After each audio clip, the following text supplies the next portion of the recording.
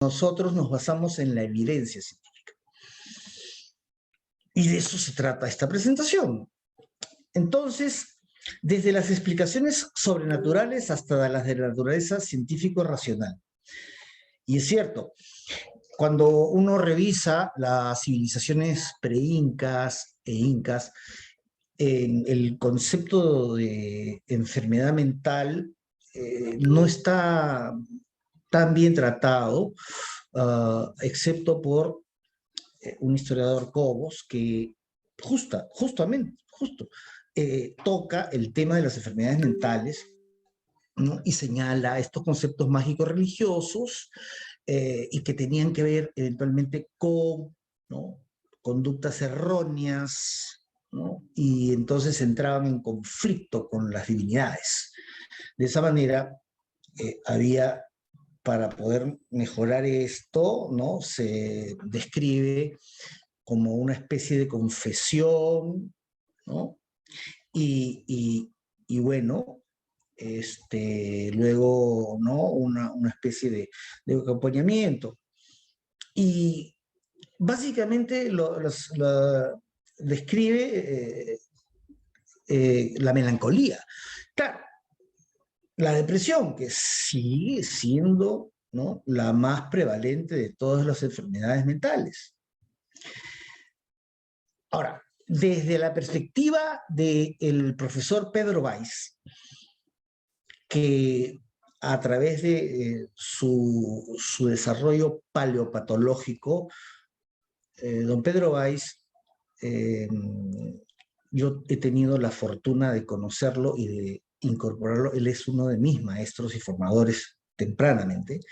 Entonces, conversábamos mucho y él me explicaba, ¿no?, sus hipótesis de manera directa. Entonces, él estudió trepanaciones craneanas paracas, ¿no? Las trepanaciones y las formaciones, ¿no?, craneales, deformaciones que eran, ¿no?, se hacía generalmente a la nobleza para diferenciarlos del resto de la población. Ahora, es cierto, usaban las trepanaciones para poder salvar vidas. De hecho, hay muestra de que ha habido callos, o por lo menos han vivido 2 años, los caídos en duelo, en armas, ¿no? Un cachiporrazo, una piedra, y evidentemente hacían la trepanación, salvaban al paciente. Ahora, también hay evidencia de trepanaciones, ¿no?, sobre todo posteriores, sin traumatismo. ¿Y qué es lo que señala el profesor Weiss? Que las civilizaciones pre-incas, algunas, tenían el concepto de que las enfermedades mentales, que no las albergaban, no las conceptualizaban como parte de, sino en el corazón e interacción con el cerebro, y esto es interesante, ¿no?, eran consecuencia de malos aires, mal aire o malos vientos o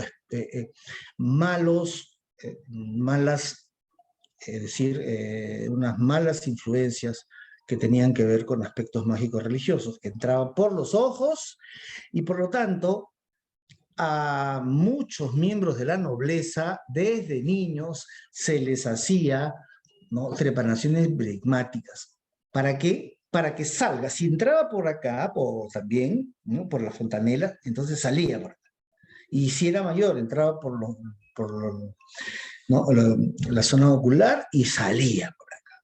Es interesante ese concepto, y ciertamente, ¿no?, luego los incas recogieron cosas, pero ciertamente las trepanaciones incaicas no tienen comparación, no, son muy precarias. Más bien, Cobos describe el uso herbolario, ¿no?, y eventualmente de un mineral que ha sido descrito, y hasta hoy no nos queda la presencia de los chamanes y los conocedores ¿no? De nuestras hierbas que tienen elementos psicoactivos, ¿no? Entonces, ¿no? Hay psicotrópicos, por ejemplo, ¿no?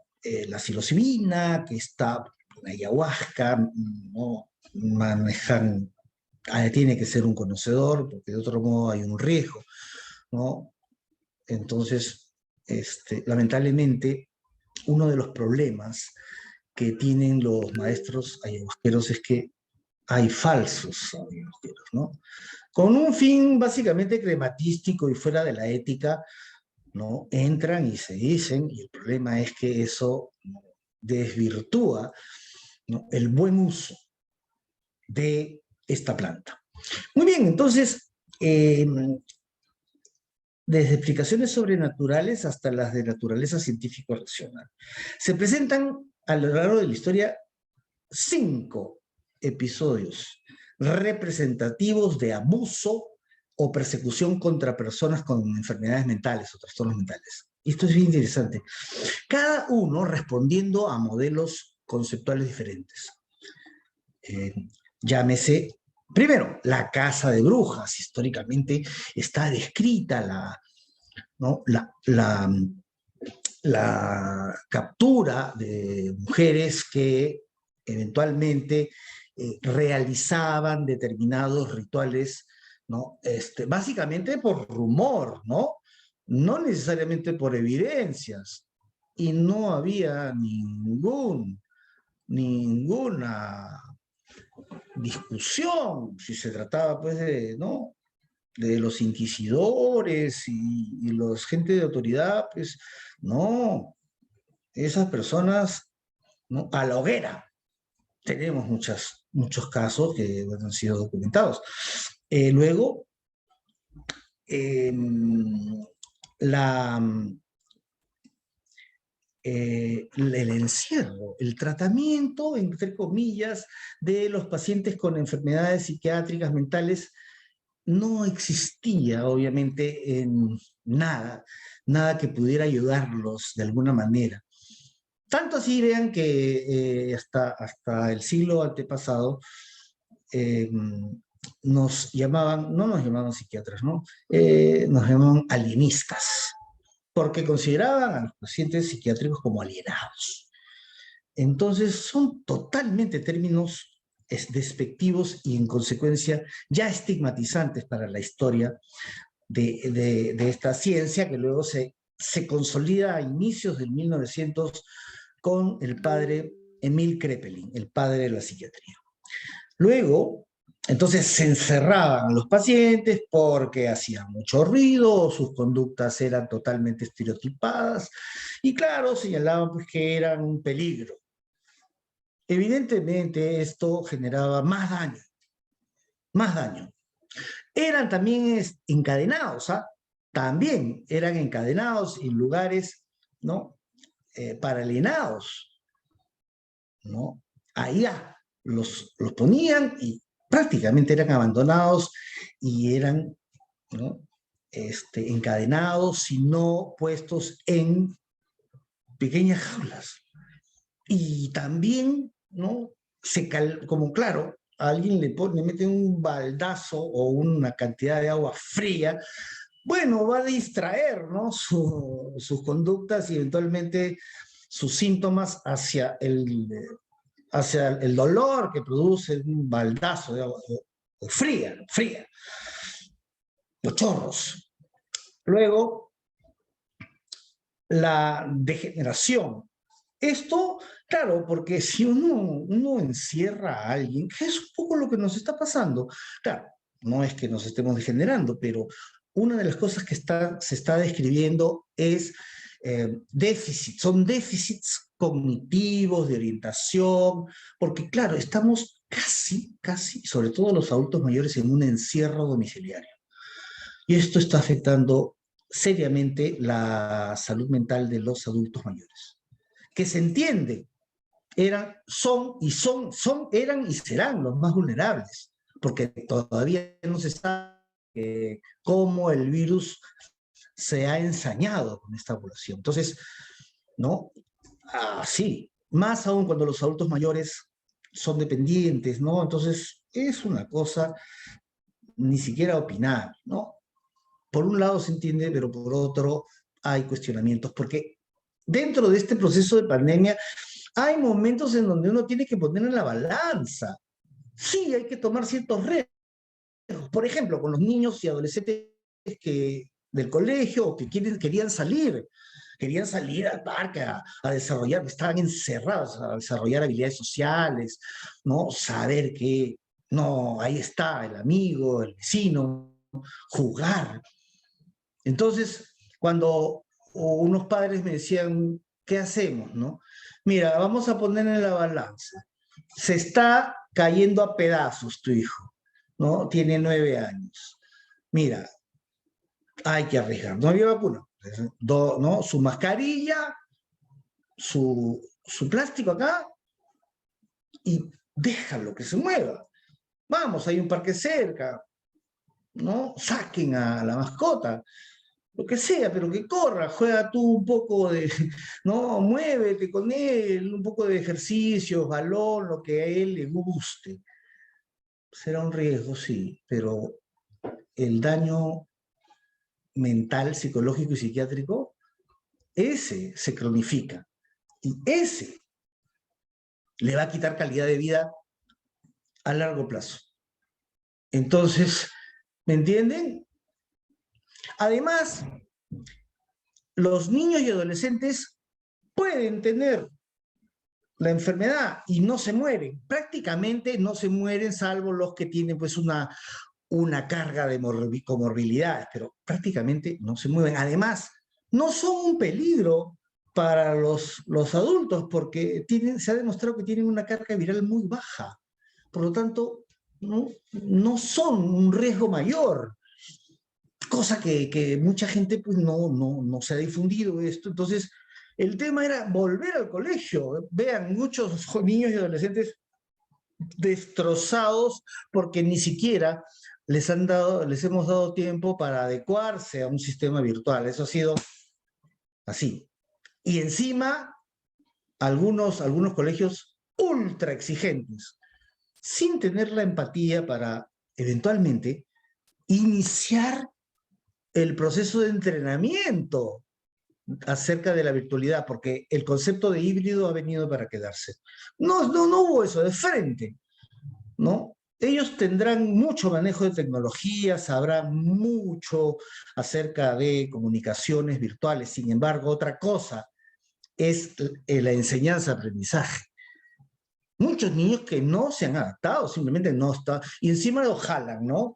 O sea, repiten el año. Eso me parece realmente muy cuestionable, inclusive injusto. Si es que previamente este niño o adolescente venía con un buen rendimiento. Y ojo, eventualmente, ¿por qué no pensar que se está enfermando psiquiátricamente?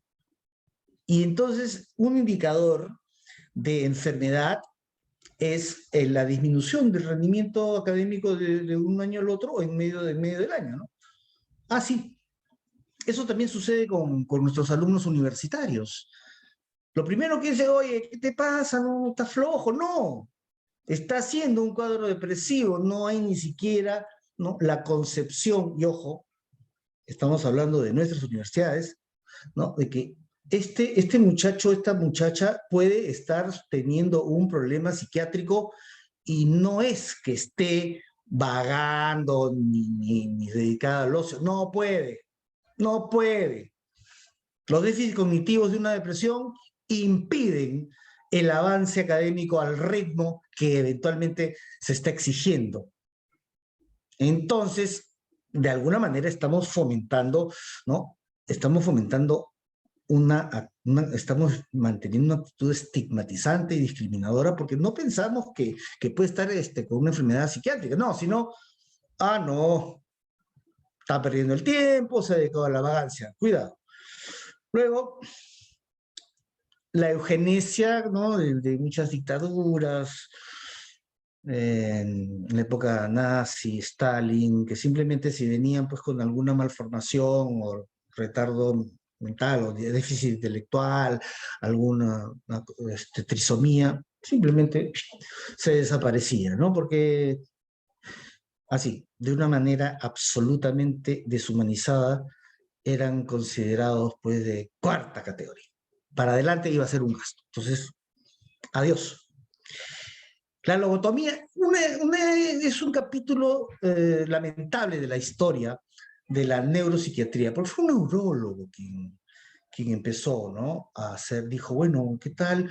¿No? Tenemos esta experiencia de operar y que cuando se ha hecho ¿no? Un corte, ¿no? A uno de los lóbulos, entonces, ¿no? Se tranquiliza. Claro, sí, pero se convierte en un zombie. Y desde ese momento, no más. Algunos lo justificaban porque eran muy violentos, no teníamos la psicofarmacología de hoy, entonces, bueno, son asesinos potenciales, habían unos que sacaban los ojos, así de manera abrupta, pero vamos, lo que se hizo en esas épocas fue lamentable. Incluso los propios psiquiatras aprendieron a hacerlo a través de la zona lateral del globo ocular y entraban por el agujero ocular, ¿no? Y con una especie, ¿no? De estilete simplemente hacían ¿no? un corte y sacaban. Entonces, imagínense, ahí se rompían pues, millones de conexiones de la corteza prefrontal que tienen que ver pues, con pensamiento, desarrollo de conducta, juicio. Chao. Luego, los hospitales y las cárceles soviéticas, ¿no? Eran zonas en tiempo relativamente, ¿no? En el siglo pasado, ¿no? No sé, concebible, ya era totalmente inhumano, ¿no? Cuando ya teníamos incluso algunos psicofármacos, ¿no? Pero no, ahí almacenados y a ver qué pasa. Bien, esto porque, miren, este es un artículo que considero que es muy importante para poder manejar estrategias. Y observen, no ha salido hace muy poco, ¿no? El año pasado, y publicado, aceptado el 13 de enero y publicado este año. Entonces, la salud mental, ¿no? El peso del estigma social, ¿no? ¿Cuál es? Y vean bien, Peter Zweifel es el autor y no es ni psiquiatra, ni psicólogo, ni especialista en salud pública, no, es un economista suizo. Entonces, veamos acá, porque él hace incluso fórmulas matemáticas para calcular costos. Y ahí sí, si nosotros llevamos esto, ¿no? Como estrategia, porque se necesitan cambiar políticas, ¿no? Modificar leyes a favor de nuestros pacientes psiquiátricos. Por ahí hay una línea de trabajo, porque son varios frentes. ¿Ah? Si queremos disminuir el estigma, que hasta ahora no se ha logrado, con múltiples estrategias, vean, no se ha logrado, si se ha logrado ha sido parcial, ¿no? Un tiempo ya. Entonces, después voy a mencionar esto, ¿no? Entonces, señala aquí, pues tiene dos facetas, ¿no? Una social, una psicológica, ¿no? Y el estigma social causa que los individuos en quienes se sospecha que sufren una enfermedad o condición mental, ¿no? Lo, lo oculten, ¿no? Y además busquen en servicios de salud a no especialistas, vamos a llamar, no psicólogos, no psiquiatras, esperando que algún médico no especialista le diga lo que quiere escuchar. Y claro, hacen un carrusel, un tour, ¿no? De clínicas hasta que alguien les dice lo que quieren escuchar y reciben un tratamiento sin buen diagnóstico y sin buen manejo. Entonces, aquí es donde él entra y formula que se genera un modelo microeconómico, en donde se puede calcular las pérdidas, ¿no? en ingentes cantidades de dinero por deterioro de una población económicamente activa que en vez de producir y generar riqueza, está gastando los recursos del Estado, sino volviéndose auténticos marginales por falta de apoyo, de falta de colaboración y estigma. Porque hasta nosotros mismos, los médicos, con nuestro lenguaje no verbal, ¿no?, felizmente cada vez menos, también emitimos estigma. Entonces, claro, el hecho también de asumir a alguien que, bueno, por ahí sospecho que sí, pues tiene una depresioncita, ¿no?, y lo trato, no soy especialista en psicofármacos, otro especialista en un general o otra especialidad, no es especialista en psicofármacos, entonces usualmente lo que vemos son dosis subterapéuticas, ¿no? El paciente dice, sí, sí, me siento bien, pero lo que no saben es que un paciente, una persona con enfermedad psiquiátrica, el objetivo es la recuperación. No solamente que se vayan los síntomas, sino además estabilizarlo y promover una rehabilitación, porque de otro modo está en riesgo de recaer. Y ahí sí es mucho más difícil, porque un segundo episodio es mucho más difícil de recuperarse que el anterior. Entonces, vean, esto ya es gasto, ¿no? Porque se genera, ¿no?, un clima en donde se puede calcular, ¿no?, las tomas de decisiones que van hacia un extremo con alto grado de estigma, de conducta de estigma y social, y el otro donde cuando se reduce significativamente de tomar decisiones sin estigma, es otro resultado. Es otro resultado que involucra calidad de vida, productividad a largo plazo. Ya señalé esto, ¿no? Buscan el diagnóstico, ¿no? Fatiga crónica, migraña, fibromialgia, o sea, está ahí, ¿no?, totalmente encubierta el genuino diagnóstico, ¿no? Y bueno, el modelo matemático. Miren, aquí yo traté de ponerle la fórmula, ¿no?, que él emplea, porque emplea varias fórmulas. El problema es que mi tablero no tiene propiamente ¿no?, los signos bien utilizados, pero asuman que esto es una fórmula matemática, sí, con derivadas, integrales y todo eso. Entonces, primero, esto es bien interesante porque ya tenemos un ejemplo de estigma a mediados de los años 80, en donde aparece la pandemia del VIH-Sida, que entonces tenía carácter de mortal, era mortal, letal.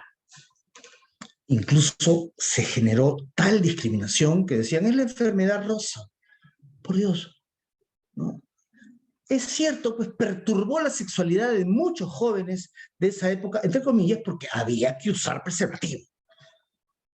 Los opositores no tenían nada que ver con la ciencia, ¿no? Entonces, ¿qué yo he escuchado? Vean, esto es penoso, pero tengo que decirlo, a varios profesores ya mayorcitos que ni idea, pero decían, miren, yo no atiendo así, les voy a darle literal, yo no atiendo maricas porque pueden tener VIH. Entonces, vean, ¿qué? Este señor es médico, cirujano encima, no, que voy a operar a un gay, no, ¿quién me va a pagar a mí? ¿No? Los gastos y me muero. Pero perdón, esto fue trabajado desde la perspectiva de ley, decretos, etcétera, con organismos no gubernamentales, ¿no?, con las comunidades minoritarias, es decir, se forma un equipo para ir cambiando los hábitos sexuales que efectivamente tenían cierta promiscuidad, ¿no? Entonces, y usar el preservativo como una cuestión de orden y tratar de mantener conductas sexuales de bajo riesgo. Se estabilizan las parejas y crecen, se dan cuenta que pueden ser mucho más felices, ¿no? Que la fidelidad se convierte en una conducta, en un hábito saludable, ¿no? Muchos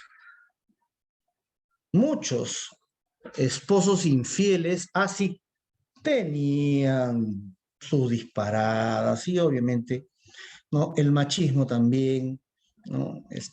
Los volvía casi psicopáticos. Fue una facilidad para mentir, decir, no, sí, tenía otra familia o dos mujeres.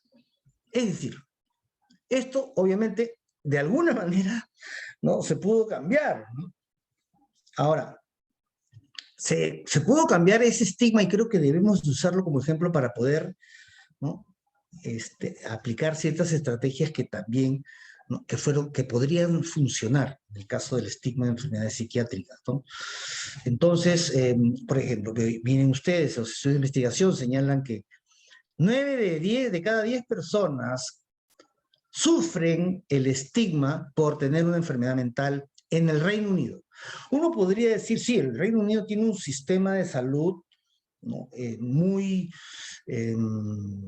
ejemplar, porque alcanza, ¿no? Está diseñado para todos. El problema es que se puede demorar un poco, pero este nivel social de atención es espléndido, porque está para todos. Entonces, está todo integrado.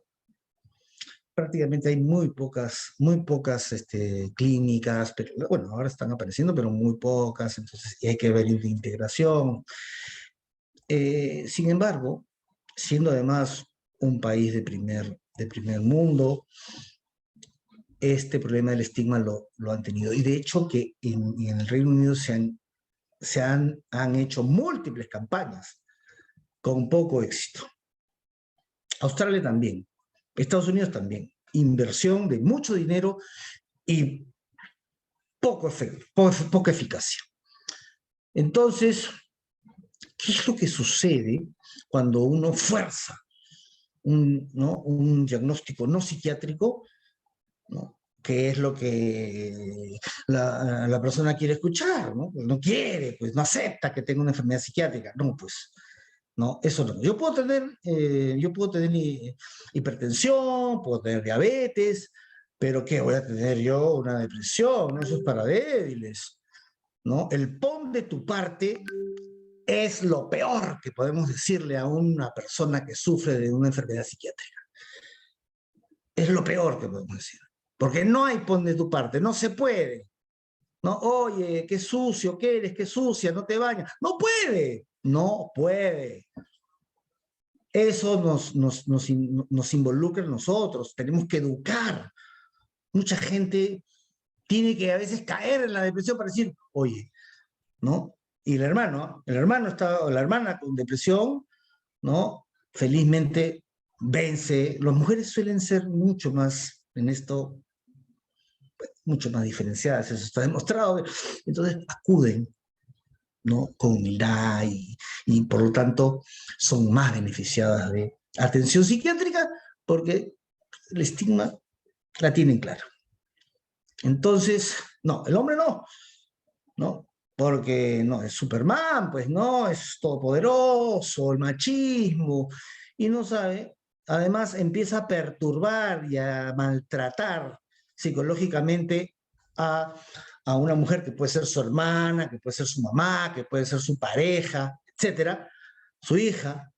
Oye, ¿qué tienes? ¿Qué estás usando? ¿No? A mí me pasó lo mismo y por Dios. Y eventualmente, ¿saben cuándo? Cuando ya entiende, cuando años después cae el papá. Oye, sí, ¿no? Tenías razón, no se puede. Por favor, ya se pasó un par de lustros, ¿no? Habiendo sufrido maltrato y discriminación y autoestima que se compromete, ¿no? Entonces, ¿cuáles son las consecuencias? Primero, tratamientos poco eficaces por no especialistas. Esto ya lo hemos señalado.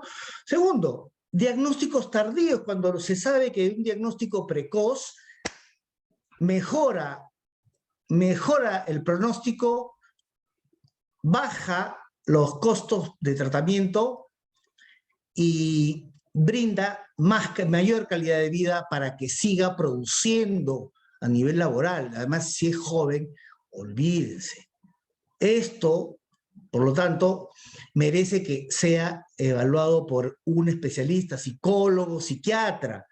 Ah, sí, y ahora que tenemos la virtualidad, vean, esto hay que sacarle provecho, porque es cierto, en alguna entrevista señalé que era un psiquiatra por cada 100.000 habitantes, y había 10 psicólogos por cada 100.000 habitantes a nivel, ¿no?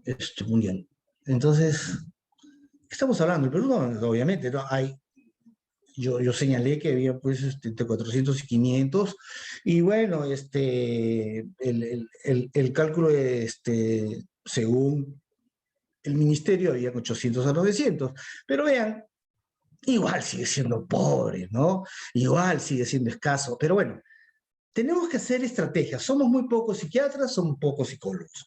El tema está en que la mayoría se concentra en Lima por razones que son obvias, por calidad de vida, por facilidad, la información. Entonces, ahí es donde las políticas deben invertir y descentralizar, por Dios, ¿no? ¿Cuándo podremos descentralizar para tener instituciones y colegios de calidad y también desarrollos de arte, ¿no? Tenemos que, este país es sumamente centralizado y es más, no sé si más que Francia, pero esto no es nada bueno, para nada. Además, corruptos, ¿no? Muy mal concebido, porque encima los que ganan son corruptos. Todos, casi la mayoría está en problemas judiciales y no tienen libertad condicional. Entonces, el diagnóstico tardío de un no especialista puede ser errado, además de tardío. 3, un peor pronóstico con recuperaciones prolongadas. Vean, si nosotros como especialistas tenemos un porcentaje de pacientes que atendemos con concepto de refractariedad, no viene al caso señalarlo, que evidentemente nos pone a prueba, es un reto y nos exige al máximo estudio, dedicación a ese paciente para, ¿no?, eventualmente interactuar con otros colegas, porque a veces no todo es psiquiátrico, parece psiquiátrico, de pronto es una endocrinopatía, ¿no? Es un debut de otra enfermedad, pero para eso hay que ser médicos y no dejar de estudiar medicina. Esto es fundamental. Y debo decirles, no lo digo yo, está en múltiples artículos, ¿no? Esta época se ha denominado The Psychiatrist Time. The Psychiatrist Time porque el psiquiatra sabe de COVID y sabe de enfermedades mentales. COVID y enfermedades mentales. Entonces, ¿no? Los pacientes quieren saber, porque la incertidumbre los puede matar de ansiedad, depresión, eventualmente ideación suicida. La depresión mata. Y no es la única, ¿no? Entonces, el riesgo de deterioro cognitivo, eso también está clarísimo. Ahora, si ya la esquizofrenia per se tiene un nivel de neurodegeneración, vamos, el tratamiento precoz definitivamente le cambia la vida. Prácticamente no se percibe y el paciente funciona. Tasa de ausencias, miren, ¿no? En Estados Unidos se evalúa cómo fue la tasa de ausencias en 2 años entre la población bipolar y la no bipolar. 18.9 días durante todo el estudio de ausencia en pacientes bipolares y 7.4 días en pacientes sin enfermedad mental. ¿Mm? No es poca cosa. Si nosotros analizamos esto ya por una población, es un montón de dinero. Las ausencias, el pobre rendimiento, ¿no? Eventualmente renuncias, ¿no? Con compromiso de toda una familia. Ah, no. Si nosotros empezamos a ver desde esta perspectiva, ¿no? Podemos cambiar el concepto desde la línea política, ¿no? De nuestros líderes, etcétera, los que están gobernando. Porque ahí sí, cuando es un tema económico, sí, a ver, ¿no? Y se pueden hacer cálculos acerca de las pérdidas, ¿no? a través de estas fórmulas que les he dicho. En Australia se encontró que a pesar de padecer una enfermedad mental, miren, no estaba anotada como parte de la historia basada en la clasificación internacional de enfermedades 10. No, era evidente que era un paciente psiquiátrico, pero no estaba anotado en la historia. ¿Por qué? Estigma. Eventualmente, el colega que colaboraba, era cómplice como el paciente a quien había que educar y decir, no sé, pero oiga, no tiene usted por qué. No, y si el trabajo, y si me compromete, ah, sí, pero es que estamos en pañales.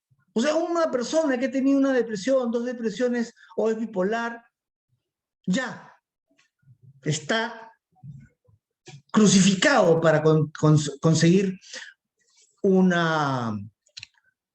ascenso, para conseguir otros nuevos trabajos con mayores honorarios. ¿Por qué? Porque además es, ¿no?, un tema así de chisme, ¿no? Oye, mira, y se pasan por el circuito, ¿ah? Todo el circuito relacionado al rubro donde trabaja esta población. Entonces, es espantoso, pero oye, no, no, no, mira, está loco, está loco. Por favor, eso está pasando y nadie dice nada. Ahí tendríamos que proceder con sanción y muy seria, aparte de educar pues, a esta cantidad de empresas ignorantes, porque son ignorantes. No hay asesoría. Son empresas que se están haciendo ricos y solamente les interesa el dinero y no el bienestar común. Ahora, según el manual de Asociación Psiquiátrica, se llama americana, pero no estadounidense, hay 450 enfermedades mentales que se han categorizado, y esto me parece interesante, ¿no? Porque bien, número uno, todo el abanico de trastornos con ansiedad, ¿no? Trastorno generalizado, pánico, etc. Segundo, y probablemente el más importante por su prevalencia, afectivas, depresión, distimia, trastorno bipolar, ¿no? La depresión por delante, ¿ah? Por delante. Tercero, psicosis. Ah, esto sí es ominoso, esto es de ignorantes, ¿no? Es más, al paciente hay que esperar que se le pueda decir, vea, su diagnóstico es esquizofrenia. No solamente porque la palabra, vean, resulta, bueno, a mí me gusta la eufonía, ¿ya?, de las palabras, me gusta la estética, no sé. Y suena mal, hasta suena mal. Esquizofrenia, no sé si por un problema mío, pero me suena cacofónico. Y probablemente también tenga que ver porque cuando lo digo, cuando es el momento de decirlo, el paciente no suele tomarlo bien. Eventualmente se va. La familia dice, no, mentir no. Pero preparado el terreno, ¿no? Porque hay que preparar ese terreno, quitarle síntomas fundamentales, e ir poco a poco, explicándole. Y cuando quieren la etiqueta, que es un derecho, ¿no? Tu enfermedad se llama esquizofrenia. ¡Pah! Si se desata una conducta absolutamente estigmatizada, o sea, se discrimina, yo mismo digo, no puede ser, me voy a otro colega, otro médico, para que me dé otra opinión, porque usted me está diciendo algo que yo no acepto. Conducta alimentaria, número 4, trastornos de conducta de tipo anorexia, bulimia, anorexias mixtas, ¿no?, restrictivas, purgativas, los atracones, ¿no?, forman también un conglomerado. Ahora, 5, personalidad. Vean, es interesante, pero a veces está un poco menos estigmatizado, excepto 2 personalidades que sí, ¿no? El psicópata o antisocial y el paranoide. El paranoide, pues, por extraño y porque también está muy perturbado y perturba a los demás, entonces es el raro, ¿no? El raro, está siempre suspicaz, vigilante, ¿no? Totalmente, y puede ser productivo, vean, pero su lenguaje no verbal no es el mejor, ¿ya? Y el antisocial, olvídese, estamos llenos de psicópatas, la mayoría son hombres, ¿eh? Eso está demostrado. La mayoría de psicópatas son hombres. Psicópatas sí hay mujeres, pero el porcentaje es menor. Por eso que es importante no solamente la equidad, el porcentaje, yo diría que sean más las mujeres las que tengan el poder. Las mujeres policías han demostrado que son menos corruptas. Claro que las hay, pues, algunas que no son líderes pues, de alto nivel, ¿no? Pero no, pues. Es más, incluso se llama mucho la atención cuando es alguien, una mujer, la que lidera, ¿no?, una mafia. ¿Por qué? Porque es menos probable. Yo creo, sinceramente, esto no lo pueden cuestionar, es una idea, no está dentro de las evidencias científicas, pero yo creo que las mujeres son fundamentales en los puestos de poder, fundamentales. Y lamento, miren, este país es tan discriminador que hasta ahora no tenemos una mujer de presidente. Obviamente, pues tiene que tener un perfil no psicopático, ¿no? Porque si tiene pues, unos antecedentes tremendos, no, ahí sí no. Ahora, 6, la categoría 6, ¿no? Los obsesivos-compulsivos. Sí, llaman a discriminación. Por ejemplo, no sé si ustedes vieron Toc Toc, que nace como una obra de teatro, una película, en fin.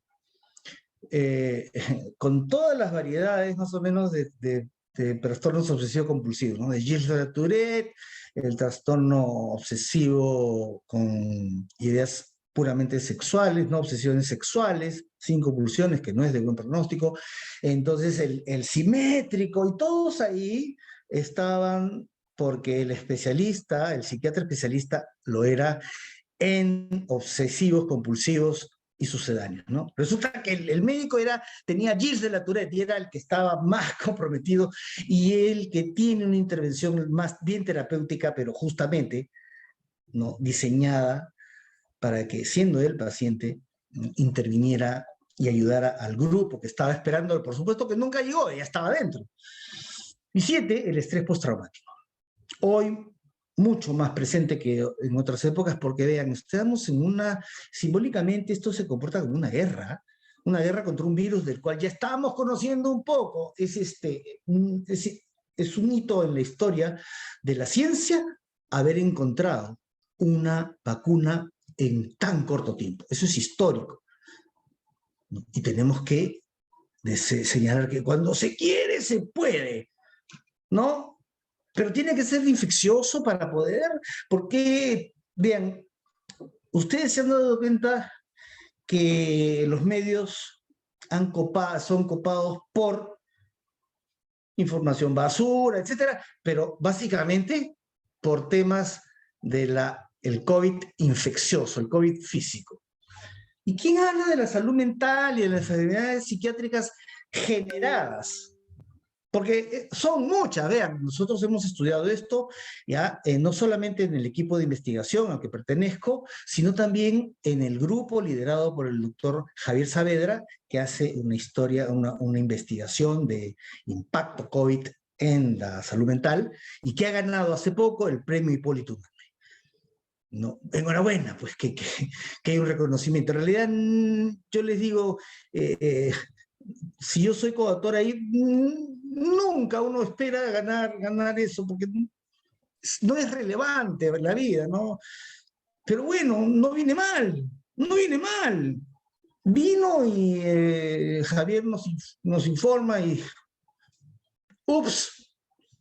Bueno, entonces el hecho de ver a un familiar que se muere en casa, el imaginar que no lo podemos ver y se está muriendo, ¿no?, viendo imágenes, ¿no?, en cuidados intensivos.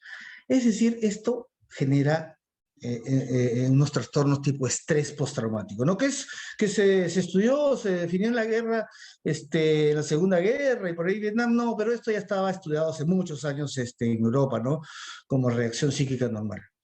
Ahora, los más estigmatizados, vean, son psicosis, esquizofrenia, como les dije, las afectivas, depresión, porque no es para los estigmatizantes no es una enfermedad, pues. Es una invención encima de los psiquiatras y psicólogos. Ah, sí. ¿Para qué? Porque la industria está detrás. Es decir, misma historia de vacunas, ¿no? Porque la tercera ola, aprovecho para decirles, no bajemos la guardia, se viene la tercera ola, la que ha venido acá ha sido un delta débil, por eso no hemos visto la tercera ola aún, sin embargo ya salió una mutación del Congo y que está haciendo mucho daño a Europa, que ya entró a Estados Unidos y obviamente los que seguimos somos nosotros, ¿no? Entonces, tiene más letalidad y tiene más mortalidad, ¿no? Siguen siendo los niños, adolescentes y adultos jóvenes los menos, ¿no? Los menos vulnerables y los adultos mayores siguen siendo los más vulnerables. Pero ojo, en cuestión de vulnerabilidad por trastornos psiquiátricos, son en este momento niños, adolescentes y adultos mayores, adultos jóvenes, perdón. Atención, no será de una, pero es de otra. ¿Quién habla de eso? Cuando se ha demostrado que tener, ¿no?, unos 10 a 15 minutos en todos los medios masivos, ¿no?, en vez de educar de esta manera, porque se educa, obviamente que se hace pues con creatividad, ¿no? Cuando uno hace un video, tiene que ser pues con todo un equipo de especialistas y un guionista, ¿no? O un grupo de guionistas muy creativos para que los mensajes, ¿no?, lleguen, lleguen a la población. Porque no puede ser que el concepto de, si es informativo, aburrido. No, la cultura, aburrida. No. Eso ya fue demostrado acá múltiples veces por líderes emblemáticos, ¿no? Guillermo Yacosa, por ejemplo, ¿no? Empezó a hacer unos programas espléndidos con anécdotas y enriquecedores, ¿no? Informalísimos se llamaba. Y bueno, señaló la personalidad que también es discriminadora, ¿no? Es estigmatizante. Pero ojo, aquí sí podríamos tener ciertos reparos porque vean, el antisocial o psicópata no va a mejorar. Es de mal pronóstico porque no aprende sus errores y seguirá mintiendo, robando, así diga que juro y perjuro que no. No, no, ya tenemos varios ejemplos, ¿no? Pero creo que esto está estudiado, ¿no? La posibilidad de cambio es de más o menos de 15%. Y saben, se cambia, ¿no?, un hábito eh, ilegal por una actividad fanática, no importa la que sea, no importa una religión, no importa, pero eso es mucho mejor que seguir en organizaciones mafiosas, criminales, ¿no? Y enhorabuena, pues. Yo creo que ahí hay un valor importante de estas religiones que son eventualmente extremas, lo que quieran, pero es magnífico. Miren, yo les voy a señalar dos ejemplos que a mí me parecen extraordinarios, ¿no? Muy creativos. Richie Ray, un reconocido cantante de salsa, me gusta la salsa, ¿no? Tuvo problemas en su salud y consumo de drogas, etcétera, porque lamentablemente uno tiende a descarrilarse cuando no eventualmente gana más de lo que uno espera o hay una popularidad, un éxito, y si eventualmente pues también hay genética, felizmente es rescatado por una iglesia cristiana, felizmente. Entonces, de ahí en adelante, ¿no?, canta básicamente y compone música, ¿no?, de orden bíblico, ¿no?, testimonial, cristiano, maravilloso, y canta espectacular, y sigue cantando. Julie también cayó en problemas de drogas, la cantante, y hoy día está cantando, perfecto, pero ya no canta nada que tenga mensajes, ¿no?, promiscuos o que alimenten, motiven, ¿no?, actos fuera de la salud. Y el otro que me parece espléndido, hoy estuve escuchándolo, Juan Luis Guerra. Si ustedes se dan cuenta, es evidente que Juan Luis Guerra, que es un tipo súper capaz, creativo, brillante, está componiendo básicamente con versículos del Nuevo Testamento, de la Biblia. Perfecto, y suena excelente. Excelente. En contraposición, vean, no es que no me guste, pero sí cuestiono mucho la letra, ¿no? Reggaetonera. Hay un mensaje subliminal, ¿no? Que ya es grotesco, pues no, es grotesco. La letra es grotesca, no podemos negarlo. Y obviamente hay un mensaje subliminal que no se dan cuenta los jóvenes, ¿ya? En Estados Unidos, vean, esto es bien importante. No sea, o sea, esto es porque esto es muy bueno para Estados Unidos. No se atiende 1 de cada 5. En realidad, bueno, ¿no? O sea, 4 de cada 5 sí logran atención. Sea como fuere, el problema es que no es una atención eficaz. ¿Me entienden? O sea, es atendido por no especialistas que de alguna manera, ¿no? También hacen daño, ¿no? 4 o 5, o sea, hacen daño, ¿no? Incluso cuando hay incorporación de tratamientos llamados alternativos, y no lo son, que no están sustentados en la ciencia. Y acá los que vemos muchos pacientes, vemos cómo llegan sufriendo después de haber pasado por múltiples pseudo tratamientos que han generado, ¿no?, alguna esperanza y luego frustración, porque evidentemente no hay evidencia científica. De ahí que, ¿no?, ahora ha disminuido felizmente un movimiento antipsiquiátrico que ha nacido años, creado pues, por un tipo que está en la cárcel y que creo que ya murió, ¿no? O sea, un psicópata, pues, ¿no? 1 de cada 3 deprimidos son atendidos por médicos no especialistas. Esto es bastante, ¿eh? 1/3, ¿no? Y entonces se le acuña una enfermedad física, lo que había señalado. 1 de cada 10 refiere haber sido bien atendido. Lo cual es lamentable, ¿no? Porque eso señala estigma también, ¿no? No hay facilidades. Las instituciones que se encargan de atender no dan facilidades ni comodidades para que el paciente con enfermedad psiquiátrica salga bien, contento, bien atendido. Un estudio danés, y es interesante porque también tienen un estilo un estilo maravilloso de sistema de salud, ¿no? Encontró que 2 de cada 3 deprimidos buscó ayuda correcta, aunque con un estigma de bajo rango. Excelente, porque cuando hay una buena educación, ¿no?, y compartida y de alto nivel, el estigma se reduce. El problema es que no vamos a esperar llegar a eso, pues. O sea, vean, lo cierto es que para llegar a eso pues, tendría que pasar 50 años, 60 años, ¿no? Eso, si vamos correctos, ¿ah? Es una utopía en este momento, ¿no? Lo lamento, pero es una utopía. Entonces, ya, pero acá no, pues son años de trabajo educativo, docente, basado en evidencias. Por ahí aparece uno que otro, ¿no? Uno que otro genio que ¿no?, hace tratamientos, pseudo tratamientos que a la larga no tienen ningún valor. Estudio, vean, aquí sí me he tomado la licencia, ¿no?, porque creo que esto es importante y porque sé que Javier Saavedra no, me lo va a permitir, porque no estoy sacando toda la información que hemos encontrado en este espléndido estudio que está por publicarse en Diagnóstico. Entonces, vean, este estudio del 2020 de impacto epidemiológico COVID-19 en Lima, se hizo en Lima, se atendió solo 1 de cada 9 pacientes psiquiátricos. 1 de cada 9. Cuando en el 2012, es cierto, no había pandemia, se atendía 1 de cada 6. Tampoco es una cifra, es lamentable, ¿no? Entonces, vean, nosotros estamos trabajando en armonía con la gente que está en el programa de salud mental, porque es gente brillante. El equipo yo lo conozco, al jefe lo conozco, gente extraordinaria, que son de excelencia. Estos colegas son jóvenes de excelencia.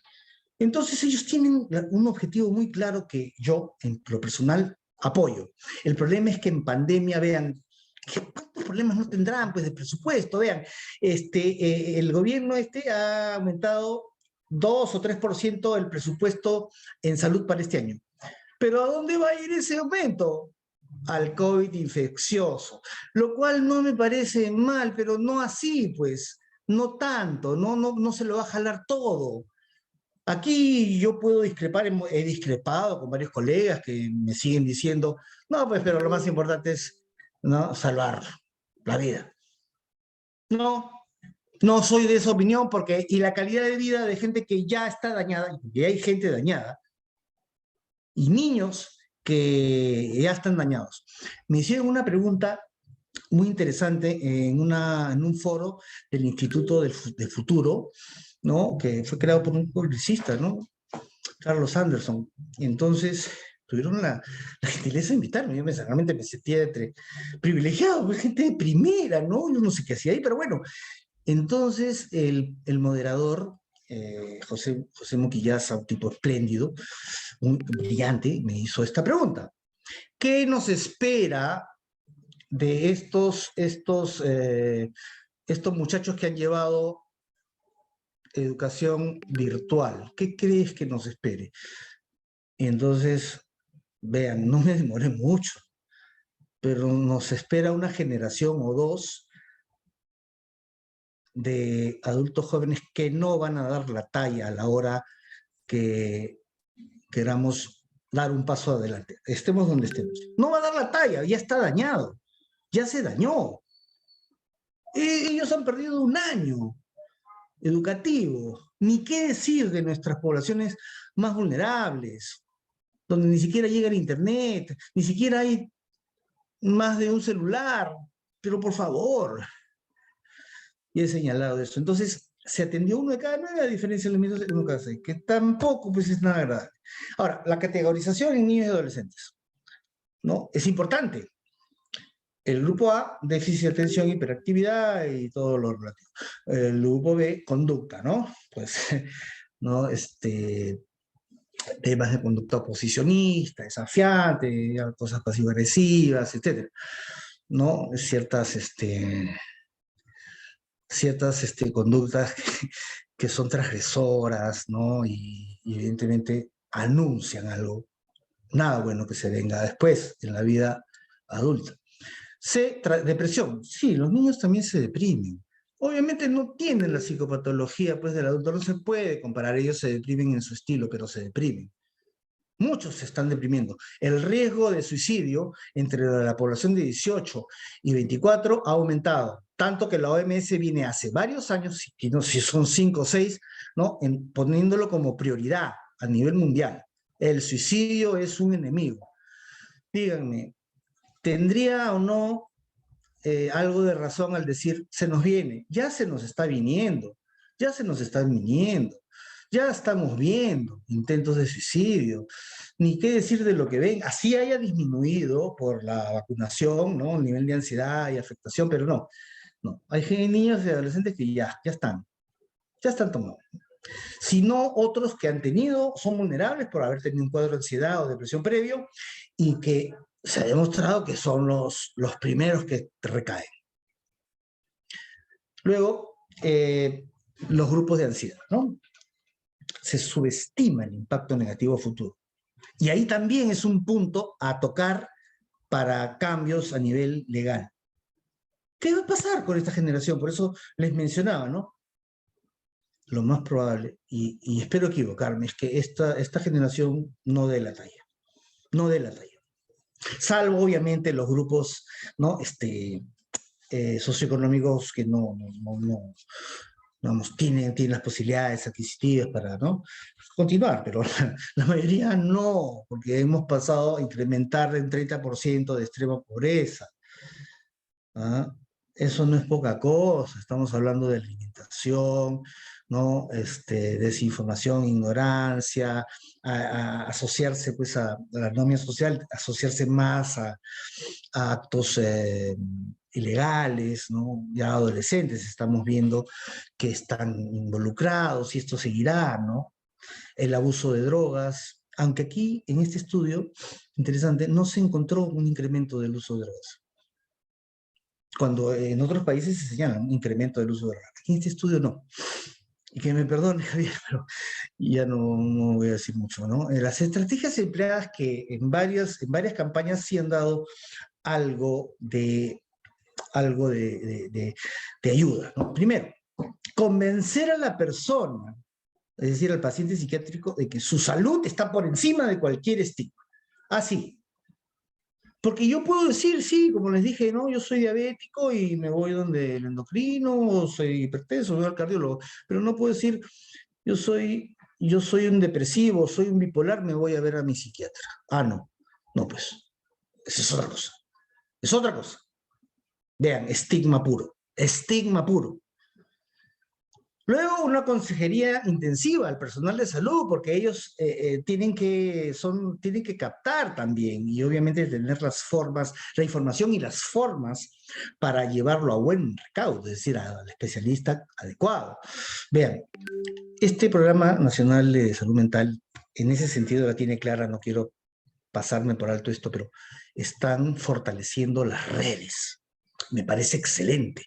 Desde la posta, centro de salud, ¿no? Atención, centro de salud de otro nivel, y hospital al final, vean, chao manicomios, se acabaron los manicomios.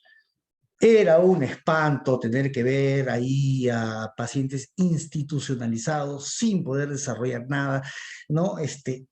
Cómo uno se va, yo veo, yo estoy rotado por ahí, pues cómo se van degenerando, ¿no? No puedo decir que no sea importante una hospitalización, pero para eso hay una ley en donde se señala que el 10% de todas las camas de un hospital general tiene que ser, manejada por pacientes psiquiátricos, tiene que ser usada para pacientes psiquiátricos. ¿Quién cumple eso? Muy pocos, muy pocos. ¿Por qué? Eso también es estigma, eso también se estigma. O sea, ¿qué? ¿No puedo internar a un paciente deprimido con ideación suicida?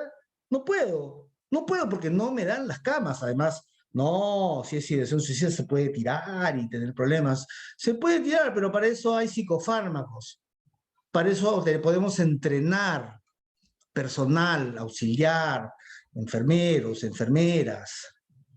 No, en estos casos, esto hay que tenerlo en cuenta porque no se está cumpliendo la ley, flagrantemente. Y el otro es, claro, ¿no? Ver a los médicos que no son especialistas y que se sospecha que están atendiendo pacientes psiquiátricos, ir de manera aleatoria, caerles a hacer una supervisión. Ahora, hay otra estrategia que va dirigida directamente contra el estigma social, ¿no? Uno, con lo que ya les anticipaba, ¿no? Que, oigan, que sea fácil, agradable, pues acceder a un servicio psiquiátrico, psicológico. No les digo pues que le van a servir sanguchito no. Pero vamos, primero bajarle el costo, que los impuestos a los psicofármacos disminuyan. Es evidente que tenemos que usar genéricos. Es evidente que tenemos que usar genéricos, ¿no? Y de calidad. Para eso tiene que haber un control de calidad de genéricos. Ya quisiera que este país tenga pues los genéricos que tiene Estados Unidos, ¿no? O el Reino Unido. Ah, sí. Unos controles de calidad espectaculares. Y los costos son increíbles. O sea, cuestan 1/10. Tengo pacientes que se compran medicamentos en España, porque acá es un robo a mano armada, ¿no? Y obviamente la atención a nivel estatal y de los asegurados no signifique pues, un esfuerzo mayor, que sea más cordial, que se diferencie de las otras atenciones, porque ahí es donde se ayuda a bajar el estigma, ¿no? Y los especialistas son psiquiatras y psicólogos, porque se ha demostrado que cuando un paciente psiquiátrico se expone a una terapia cognitiva conductual hecha por psicólogos, ¿no? Mejora su calidad de vida y también disminuye el estigma. Calcular las pérdidas por ausentismo, bajo rendimiento, renuncias, pobre calidad de vida, no pasar a extrema pobreza, ¿no? La educación es bajar la incertidumbre, el conocimiento, ¿no? A través de medios masivos, ya lo dije. En mi caso, a los compañeros de trabajo, ¿no? A los cotrabajadores, compañeros, hay que también educarlos para administrar un lenguaje no verbal que sea inclusivo, vean, ya tengo que decirlo, que sea inclusivo, ¿no? Hay que informar porque también se hacen debuts depresivos, psicóticos, en trabajo. Y claro, oye, no estás rindiendo bien, ¿qué te pasa? ¿No? Es un demérito, incluso si pide descanso médico. ¿Qué? ¿Por qué? Es una enfermedad psiquiátrica, señores, es una enfermedad psiquiátrica. O sea, tengo todo el derecho. Y si tengo una enfermedad psiquiátrica refractaria, que es difícil, pues tengo todo el derecho. No, pero acá las empresas, muchas de ellas ven solamente, no, ¿sabe qué? Ya mucho tiempo, ¿no? Entonces, chao, ¿qué es esto? ¿Qué es esto? Si no es alimentar el estigma. Obviamente, sí, ¿quién va a querer decir que va al psiquiatra y que tiene un diagnóstico? No hay derecho. Entonces, la actitud de los compañeros de trabajo que sea pues, como cualquier otra enfermedad, ¿no? O sea, cordial, genuina, escucha. Miren, al paciente psiquiátrico es fundamental escucharlo. Eso ya es una diferencia. ¿Quiénes pueden hacer eso? Los compañeros que tienen un familiar con problemas psiquiátricos, si el propio compañero ha tenido o tiene una enfermedad psiquiátrica, pero vamos, ¿tenemos pues que esperar eso? No. Atender expresiones de alarma también, ¿no? Por el debut esquizofrénicos, ¿no? Oye, ¿qué te pasa? ¿Por qué me miras así? No, está haciendo ya inicio de debut esquizofrénico. Bueno, para terminar, ¿no? Esto es todo lo contrario, ¿no? O sea, acá se hace una crítica de por qué las campañas anti-estigma no han funcionado como se esperaba, ¿no? Porque además, bien, me salió así, me dije, es interesante, ¿no? Que justo psicólogos, psiquiatras, junto a epidemiólogos, expertos de salud pública, pero sobre todo psicólogos y psiquiatras, no hayan podido ingresar al inconsciente colectivo, ¿no? Supuestamente somos especialistas, pero no la población, no, hay que evaluar estrategias en donde además exista formación social. Los psiquiatras y psicólogos es un tema fundamental, conocer de lo social, también de lo económico y la política.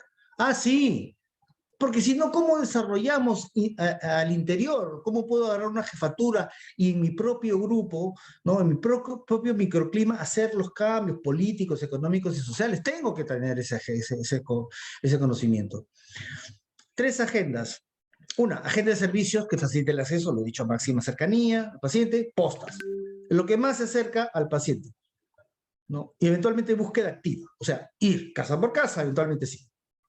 Agenda de derechos, ¿no? Es decir, reducir una representación negativa de la enfermedad mental, ¿no? Hospitales nacionales, que se cumpla la ley, centros de salud específicamente mentales. Entonces, uno puede entrar, ¿no? Y ya, pues, no, o sea, sopecito, pero ya cuando uno entra es obvio, ¿no? Y que no tenga ese estigma. Ah, este paciente tiene problemas psiquiátricos. Y pues, ¿no?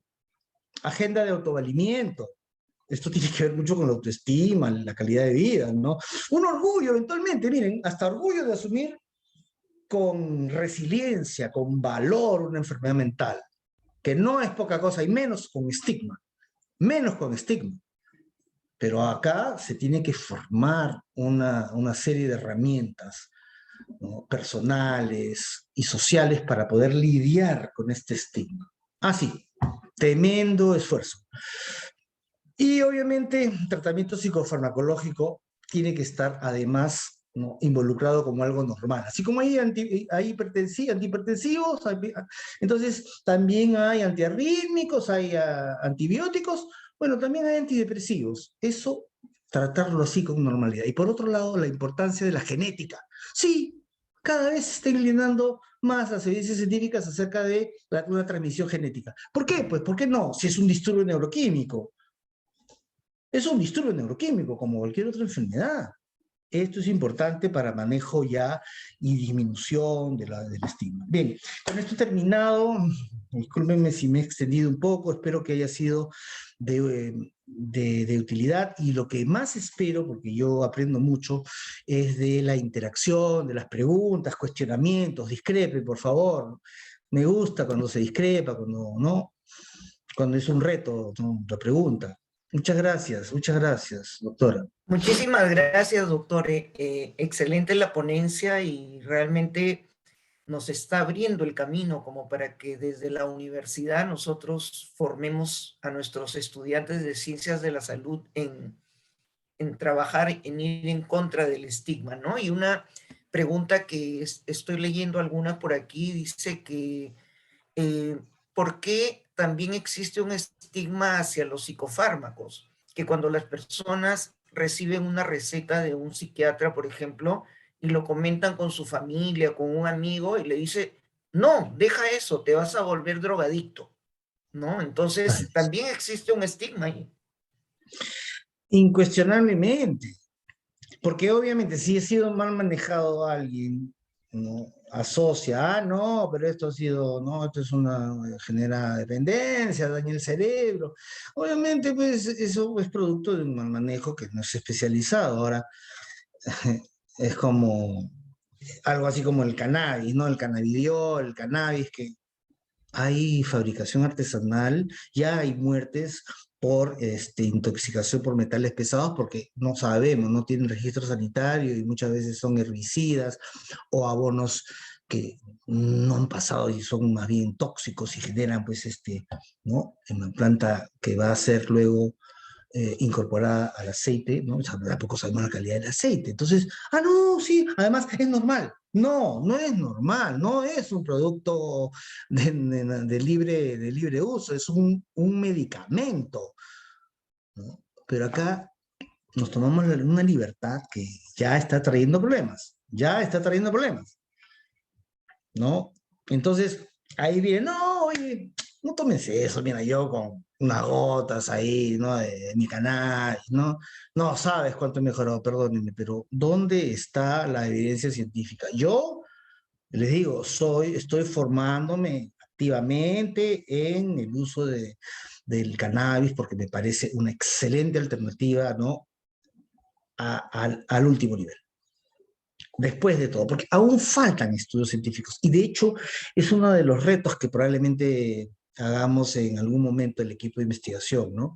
Pero se necesita mucho dinero para hacer un doble ciego. Ustedes saben, un ensayo doble ciego se ha puesto muy famoso, pero se necesita mucho dinero. Hemos hecho alguna vez en el equipo, ¿no? Con psicofármacos. Entonces, primero sacar el estigma y eso lo tiene que hacer, se tiene que hacer en la propia industria. Sí, acá tiene que ver la industria porque tienen un montón de plata. No se imaginan, no se imaginan. ¿Qué va a hacer? Pues $500,000 es un sencillo para ejercer una labor antiestigma contra sus propios medicamentos, contra su propia fabricación. ¿Por qué no? Vamos. Vamos a convencerlos. Definitivamente converso con muchos representantes, gerentes que son buenas personas, pero a veces la orden viene muy arriba, ¿no? O sea, no, doctor, que la ley ha puesto mucho impuesto, ¿no? Encima, ¿no? Hasta el propio dependiente, el que atiende, si no es incluso un químico farmacéutico formado en ciencia también. Algunos reciben su dinero y dicen, oiga, no, pero esto es lo mismo. Por Dios, ¿qué es esto? Esto es lo mismo, ¿no? Es de otra marca y ahí uno no sabe el tipo de calidad, ¿no? Si a alguien le ha caído bien tal genérico, pues hay que seguir con ese genérico. No, no, pero oiga, no, pero no, no, no, no vean, eso no es. Ahora, quitar el estigma, pues, ¿no? Porque, bueno, sí se puede tomar antidepresivos, por ejemplo, para una fibromialgia, que también esto sabe. Sí se puede tomar antidepresivos para una migraña, sí se puede, ¿no? Pero no se puede tomar antidepresivos para tratar una depresión, porque eso ya no, esos inventos, ¿no? Eso es para sacar plata. Mismo movimiento no vacunados, mismo movimiento. Obviamente ahí hay, eso es un reto para nosotros porque queremos estudiarlos, pues a los no vacunados que tienen más o menos el mismo perfil psicopatológico que de los antipsiquiatras o los que niegan que existen las enfermedades psiquiátricas. Es un perfil semejante y que se van más bien por cosas mágico-religiosas, esotéricas, bueno, ustedes ya saben eso. Yo puedo entender que son complementarias. Y ahí sí, pero que sean alternativas, no, no es, no es admisible. Hay evidencia científica, por ejemplo, de disminución del dolor en determinadas, en 3 o 4 puntos de acupuntura. Está demostrado. Perfecto, perfecto. No podemos desdeñar, no podemos descalificar lo que viene milenario, hay que ensayarlo. soy tengo esa filosofía. No soslayo a ningún psicofármaco o medicamento con principio activo, porque mañana de pronto va a dar la hora. ¿Por qué? Como investigador, no hay nada absoluto, ni blanco ni negro, ni todo nada, ¿no? Ese margen de error que siempre hay que tener, y la flexibilidad, así es la ciencia.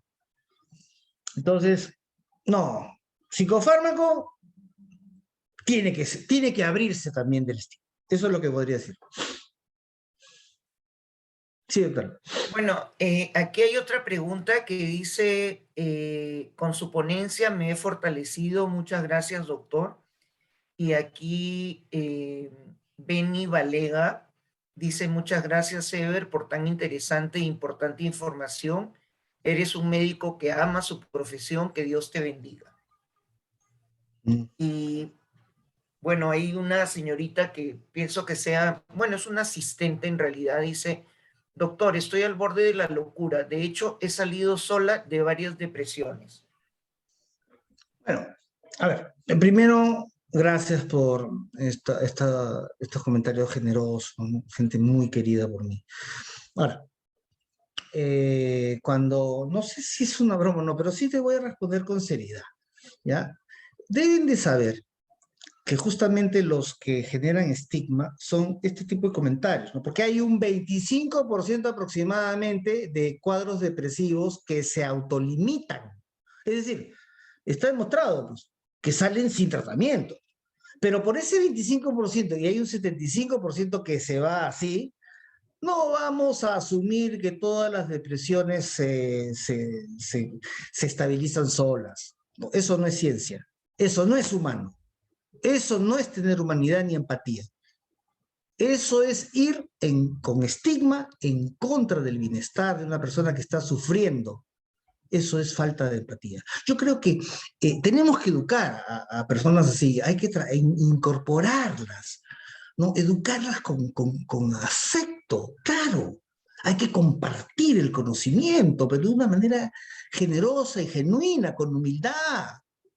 No, personas como esta que ha dado esta opinión, vamos a invitarlas para que se enriquezcan, ¿no? Y es más, desearle todo el bien. Créanme, es muy importante desearle el bien y tratar de dar afecto a personas que sí, yo creo que son inteligentes y en algún momento van a acceder al conocimiento, porque es gente brillante, que tiene su posición, sí, pues también tenemos que eventualmente aceptar estas cosas, pero no irnos por ese encuentro. Eso no me parece. Ahora, he señalado la conducta que puede generar, eso es otra cosa, pero la persona, no. La persona yo creo que es totalmente convencible, pero con afecto, ¿no? Con cariño. Es una forma que creo que no podemos perder y que eventualmente, ¿no? Eso nos ha traído problemas. Por eso que hay un estudio también que médicos,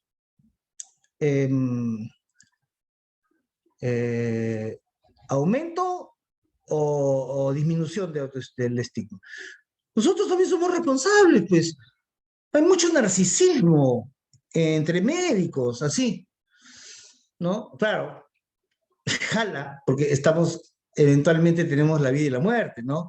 Acá yo tengo, ¿no? En este frasquito soy dueño de la vida o la muerte, ¿no?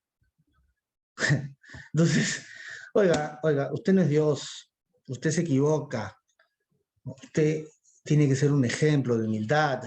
Puede equivocar, puede salirse de carril, pero vamos, el tema es enmendar y darle un ejemplo de que uno puede cambiar, mejorar, potenciarse y sobre todo no renunciar a ser felices. Yo creo que con todas estas gamas de valores, yo creo que ese es un reto importante que no podemos dejar de tener los médicos y los psicólogos. Otro tipo de actitud, miren, nos aleja, ¿no? Y no nos hace bien ver el estigma, no. Tenemos que estar más bien trabajados, ¿no? Yo recomiendo a todos los que trabajamos en este tema, psicólogos, psiquiatras, ¿no? Incluso a médicos, que se hagan un proceso psicoterapéutico. Porque yo, ¿cómo puedo? Yo les digo, yo he hecho 3 años de psicoterapia. ¿Por qué? Porque obviamente, pues, no podía negar, vengo de una familia con ciertos problemas, que me han afectado, porque de pronto, bueno, ustedes pueden decir, ah, este es muy sensible, este es muy débil. No, no, no, no. Así nací y así estoy contento. Porque puedo ser apasionado en lo que escoja, pero también tengo que reconocer que me trae problemas esto también, y tengo que trabajarlo, porque mi sensibilidad la guardo acá y es una fortaleza cuando la saco delante de alguien que va a respetar y a quien voy a ayudar. Ahí es donde se saca la sensibilidad. Además, créanme, genera pasiones y somos más accesibles, créanme. ¿No? Por diversas razones, yo pensé que nunca iba a sentirme como me estoy sintiendo en pandemia. Y es interesante, es contradictorio. Pero yo había perdido muchas de estas emociones y soy un agradecido a esto, porque uno tiene que estar cambiando todo el tiempo. Un filósofo griego dijo, el ser humano tiene dos vidas, ¿no? Aquella con la que nace y aquella en donde decide cambiar. Puede tener tres. Entonces, pero nunca renunciar a ser felices. Gracias. Bueno, no sé si hay otra pregunta, doctora. Sí, yo creo que una última, muchísimas gracias, una última pregunta. El señor Pablo Grado dice, cuando habla de especialistas para tratar adecuadamente a estas patologías, está hablando de psiquiatras. No hay el número adecuado y menos para el nivel primario. ¿Cuál sería su respuesta? Excelente, porque he mencionado, ¿no? Gracias, Pablo. Excelente pregunta que me permite señalar que hay que educar a través de la vía virtual. No, tenemos que hacer, más bien incorporar, pero con formación por especialistas. Hay que formar. Fundamentalmente hoy en pandemia, sí, hemos dado algunas sugerencias al programa, más allá de que lleguen cerca y a nivel nacional los postas y centros de salud que tenga por lo menos un psicólogo en posta, que tenemos la vía virtual para educar, para enseñar, para sensibilizar y bajar el estigma. ¿Y por qué no? Si somos muy pocos. Pero eso sí, luego hacer una supervisión. Nosotros mismos, los especialistas, ¿no? Y de paso que se hace una supervisión en docencia. Y tenemos ya a un médico no especialista que ya maneja mejor y que sabe en qué momento no va a mejorar y derivarlo al especialista porque ya tiene información, pero información, ¿no? Basada en evidencias. Eso es lo que hemos planteado. Es más, incorporar por todo lo que estamos pasando, incorporar a todos los profesionales que pueden recetar. Hemos hablado de obstetrices, hemos hablado de odontólogos, hemos hablado de médicos generales, serumistas, obviamente de otras especialidades, pero con conocimiento, con una estructura básica y que estén en permanente educación por parte de los psiquiatras, que es cierto, no somos muchos, tenemos que aceptarlo, lo acabo de decir, pero sí podemos hacer docencia casi 24/7 si nos proponemos entre un grupo de seis psiquiatras, podemos hacer 24/7, ¿no? De docencia continua a través de la vía virtual. Gracias Pablo por esa pregunta brillante. Doctor Kruger, le agradecemos muchísimo su presencia aquí en la universidad y como siempre esperamos tenerlos nuevamente porque nos ha enriquecido muchísimo con esta ponencia y creo que salimos mejorados todos de lo que vamos aprendiendo de usted y muchísimas gracias porque siempre acepta nuestras invitaciones. Un agradecido soy yo, ¿no? Por, por invitarme. Saben que todas las formas de poder hacer docencia, educación o transmisión de conocimiento, conceptos que salen de las evidencias científicas, no las podemos desperdiciar. Y gracias a la Universidad Norbert Wiener, porque sé que a través de esta vía va a llegar a mucho más gente, que es de lo que se trata. Si hacemos un esfuerzo, vamos, y vamos. Si algo puede ayudar a reflexionar, difundir, ser generosos, ¿no? Ser generosos con lo que uno va aprendiendo, así. Por eso me apasiona ser Muchísimas docente. gracias. Muy bien, muchas gracias. Gracias por su presencia. Gracias a ustedes. Hasta luego y gracias a todos los asistentes. Muchas gracias, doctor Kruger. Muchas gracias, María Elena. Les pedimos, por favor, a los estimados estudiantes y a todos los participantes que, por favor, llenen la encuesta que estamos compartiendo en estos momentos. Tengan la amabilidad de ingresar y llenar la encuesta. Necesitamos recuperar la información para poder seguir trabajando con ustedes y con los invitados para que podamos seguir con otras ponencias. Muchas gracias. Por favor, tengan la Gracias, amabilidad. Lupe, muchas gracias. Gracias también a todos. Gracias. Llenen su encuesta, Gracias. por favor. Yo me quedo un ratito. Hasta luego, gracias. Gracias. Chao, María Elena. Muchas gracias. Buenas noches a todos los estudiantes y a todos los participantes, invitados especiales y todos.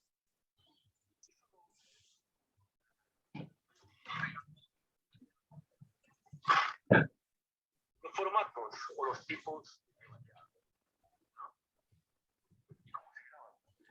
Creo.